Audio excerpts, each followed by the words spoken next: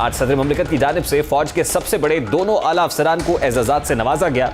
आरिफ अलवी आजकल के सियासी हालात में भी काफ़ी एक्टिव दिखाई दे रहे हैं, क्योंकि यही वो वाहिद शख्सियत है जो बज़ाहिर चाहते हैं कि अपोजिशन और हुकूमत के दरमियान मामलात अफ़ाम व तफ़हीम से हल हो जाएं।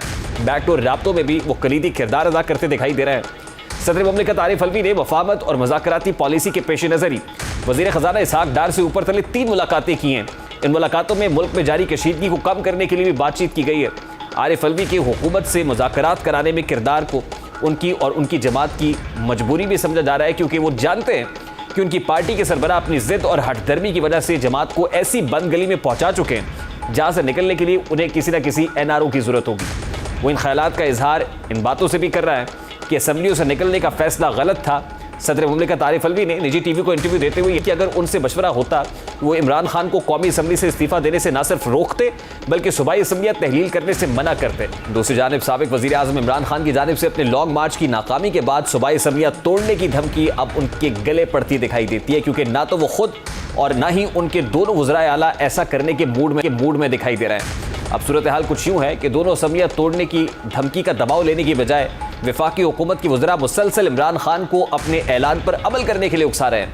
वज़ीर दाखिला राना सनाउल्लाह ने PTI के चेयरमैन को वो दीवाना करार दिया जो खुदकुशी की धमकी देने के बाद छत पर तो चढ़ चुका है लेकिन छलांग लगाने की हिम्मत नहीं कर पा रहा, और उसकी कोशिश है कि मोहल्लेदार उसको रोक लें। इस दौरान ऐसी खबरें भी आ रही हैं कि परवेज़ इलाही और इमरान खान के माबैन पंजाब असम्बली तोड़ने पर इख्तलाफात हैं।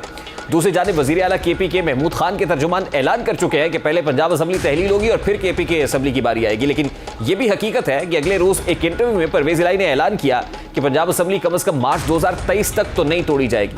अगर ऐसा ही है तो फिर अप्रैल के बाद भले कोई असम्बली तोड़ दी जाए, आइन के मुताबिक वहाँ ज़िमनी इलेक्शंस नहीं होंगे बल्कि असम्बली की मुद्दत पूरी होने पर जनरल इलेक्शंस ही होंगे। यही नहीं बल्कि अब तो हुकूमत और उनके इत्तेहादी इमरान खान को यह भी बावर करा रहे हैं कि नए इलेक्शंस मुकर्ररा वक्त के माह या 1 साल आगे जा सकते हैं। PDM के सरबराह मौलाना फजलुर रहमान, राना सनाउल्लाह, अयाज सादिक समेत कई हुकूमती रहनुमा ऐसी बातें कर रहे हैं।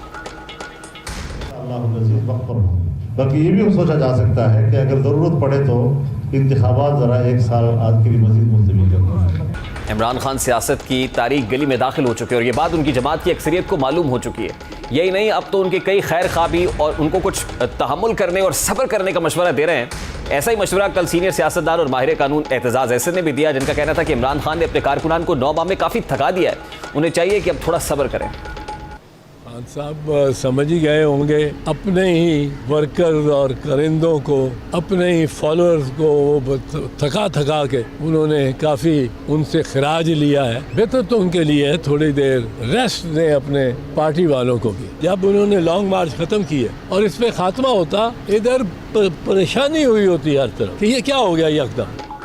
सियासी तज्जियाकारों के नज़दीक भी हर गुजरते दिन के साथ इमरान खान का 2 असम्बलियाँ तोड़ने का दावा ढीला पड़ता जा रहा है, क्योंकि अगर KP के और पंजाब में असम्बलियाँ डिसॉल्व होती हैं तो वहाँ नए इंतखाबात PDM हुकूमत की निगरानी में होंगे, जो कि तहरीक इंसाफ को काबिल कबूल नहीं होगा। इसलिए इस मामले पर इमरान खान की अपनी पार्टी के अंदर मुस्तकबिल की हिकमत अमली के हवाले से इख्तलाफात पाए जाते हैं। पार्टी के एक तबके को लगता है कि हुकूमत तहलील करने का फैसला फ़ायदे की बजाय ज़्यादा नुकसानदेह हो सकता है। दूसरी तरफ पाकिस्तान मुस्लिम लीग नून के लिए खासी जो है वो अच्छी खबरें सामने आ रही हैं। इक़्तिदार की तब्दीली, अदालतों के नर्म फैसलों और लेवल प्लेइंग फील्ड की फ़ज़ा साजगार होने के बाद ऐसे इशारे मिल रहे हैं जो ये साबित करते हैं कि जल्द ही मुस्लिम लीग नून के ताहयात कायद मियां नवाज शरीफ वतन वापस आएंगे। इसहाक डार के बाद सुलेमान शहबाज की वतन वापसी की खबरें भी इन इशारों की बातों को तक़वियत देती हैं। सुलेमान शहबाज 4 साल से बरतानिया में खुद साख्ता जिला वतनी इख्तियार किए हुए हैं, जिन्होंने अब मुल्क वापस आने और अदालतों का सामना करने का फैसला किया है। सुलेमान शहबाज 2018 से लंदन में अपनी फैमिली के साथ रिहाइश पजीर है। जब आम इंतखाबात से कबल कौमी एहतसाब ब्यूरो यानी नैब ने उनके खिलाफ मुकदमात दर्ज किए थे। 28 मई को सुलेमान शहबाज की गिरफ्तारी के वारंट जारी किए गए, जबकि ट्रायल कोर्ट ने रवा साल जुलाई में 16 अरब रुपए की मनी लॉन्ड्रिंग केस में सुलेमान शहबाज और मुलजिम को इश्तिहारी करार दिया था। सुलेमान शहबाज की वापसी को लेकर इस्लामाबाद हाई कोर्ट में उनकी हिफाजती जमानत की दरखास्त दायर की गई, जिसकी इब्तदाई समाअत के बाद अदालत ने उनकी दरखास्त मंजूर करते हुए FIA को वतन वापसी पर उन्हें गिरफ्तार करने से रोक दिया है और सुलेमान शहबाज को 13 दिसंबर को अदालत में सरेंडर करने का हुक्म दे दिया है। समाअत के दौरान सुलेमान शहबाज के वकील अमजद परवेज अदालत में पेश हुए। वकील ने अदालत को आगाह किया कि सुलेमान शहबाज 11 दिसंबर को सऊदी एयरलाइन से वतन वापस पहुंचेंगे। उन्होंने सदा की कि वतन वापसी पर वो अदालत के सामने पेश होंगे, इसलिए उन्हें गिरफ्तार न किया जाए। चीफ जस्टिस आमिर फारूक ने कहा कि फांसी जमानत के लिए इन पर्सन यानी खुद हाजिर होना जरूरी है, जिसके बाद दरखास्त गुजार के वकील ने कहा कि सुलेमान शहबाज 11 दिसंबर को सऊदी अरब से इस्लामाबाद एयरपोर्ट वापस आ रहे हैं। वो लाहौर में मुतल्लिका फोरम पर पेश होना चाहते हैं। वकील ने अदालत आलिया को आगाह किया है कि अदालत माजी में भी इस तरह की हिफाजती जमानत देती रही है। बाद अदालत ने हिफाजती जमानत मंजूर करते हुए समाअत 13 दिसंबर तक मुलतवी कर दी और सुलेमान शहबाज को एयरपोर्ट पर गिरफ्तार करने से रोकने का हुक्म जारी कर दिया है। दूसरी जानिब सुलेमान शहबाज ने वतन वापसी से कबल पीटीआई को सख्त तनकीद का निशाना बनाया और कहा है कि हमारी फैमिली के बुजुर्गों, बच्चों और खवातीन को सियासी इंतकाम का निशाना बनाया गया, झूठे केसेस बनाए गए, मीडिया ट्रायल किया गया, लेकिन वक्त गुजरता गया।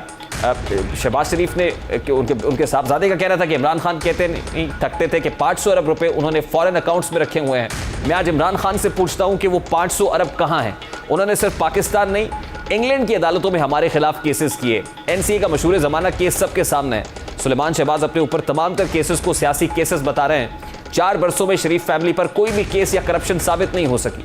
मरियम नवाज अदालतों से बाइज्जत बरी हो चुकी हैं, जबकि ताहयात नाहली के बारे में अदालतों ने अब नरम रवैया इख्तियार किया हुआ है, जिसकी मिसाल फैसल वाडा केस से भी मिलती है। ये सारे अवाम नवाज शरीफ के हक में दिखाई देते हैं ये सारे फैसले, और इसलिए कहा जा रहा है कि जल्द नवाज शरीफ वतन वापस पहुंचेंगे। दूसरी तरफ शरीफ फैमिली पर कायम किए गए तमाम मुकदमात भी सियासी नौयत के मालूम होते हैं, क्योंकि किसी एक मुकदमे में भी उन पर कोई जुर्म साबित नहीं किया जा सका है। यही बात गुज़श्ता रोज़ माविन खुसूसी इरफान कादिर ने हमारे प्रोग्राम में की कि नवाज शरीफ पर होने वाले तमाम मुकदमात सियासी थे जो जल्दी ख़त्म हो जाएंगे। देखिए, मैं तवातर के साथ पिछले 3-4 साल से ये बात कर रहा हूँ, मियाँ साहब का फ़ैसला बिल्कुल गलत कि मियाँ नवाज शरीफ ख़ास तौर पे जब से मरियम भी एक्विट हो गई हैं तो अनकरीब मियाँ नवाज शरीफ भी बरी ज़िम्मा हो जाएंगे इन तमाम केसेस से, और वो न सिर्फ के अहल होंगे आइंदा इलेक्शन लड़ने के, बल्कि माजी की जो उनकी जो फैसले हैं, कन्विक्शंस हैं, वो सब ओवरटर्न हो जाएंगी। सिर्फ यही नहीं है, बल्कि लंदन से भी वज़ीर आज़म शहबाज शरीफ के लिए एक अच्छी खबर सामने आई है। वो अच्छी खबर क्या है? लंदन से सबसे बड़ी और अहम खबर यह है कि बरतानवी अखबार डेली मेल ने वज़ीर आज़म शहबाज शरीफ से माफ़ी मांग ली है और डेली मेल की जानिब से ये मौक़िफ़ अपनाया गया है कि तस्लीम करते हैं कि शहबाज शरीफ ने कोई गलत काम नहीं किया है। नैब की जानिब से डेली मेल को शहबाज शरीफ और उनके ख़ानदान पर जो इल्ज़ाम लगाया गया था वो बताया गया कि नैब ये प्रॉप कर रहा है कि शरीफ ख़ानदान ने सैलाब ज़दगान से मुतालिक जो रकम आई थी डेफिट के तहत, उस डेफिट के तहत भेजी गई रकम में खुर्द बुर्द की है, और इस खुर्द बुर्द के इल्ज़ामात के तहत नैब ने ये स्टोरी डेली मेल के साथ शेयर की। डेली मेल ने ये स्टोरी छाप दी और डेली मेल अब अपने मौक़िफ़ में ये बता रही है कि हमें तो नैब ने ये बताया था कि इस तरह की इन्वेस्टिगेशंस जारी हैं, लेकिन हमें यह मालूम हुआ है कि शहबाज शरीफ ने कोई गलत कहा। जिसके बाद पाकिस्तान तहरीक इंसाफ और साबिका मुशीर दाखिला व एहतसाब शहजाद अकबर जो बड़ी बड़ी प्रेस कॉन्फ्रेंसेस करते थे, डेली मेल का हवाला देते थे और फिर ये कहते थे हरजाना करे, हरजाना हुआ, और आज शहबाज शरीफ उसमें सुरखरू हो गए। प्रोग्राम का वक्त अपने इख्तिताम को पहुंचा है। आपसे मुलाकात होगी इंशाअल्लाह कल। अपना रखिए ख्याल। अल्लाह हाफ़िज़।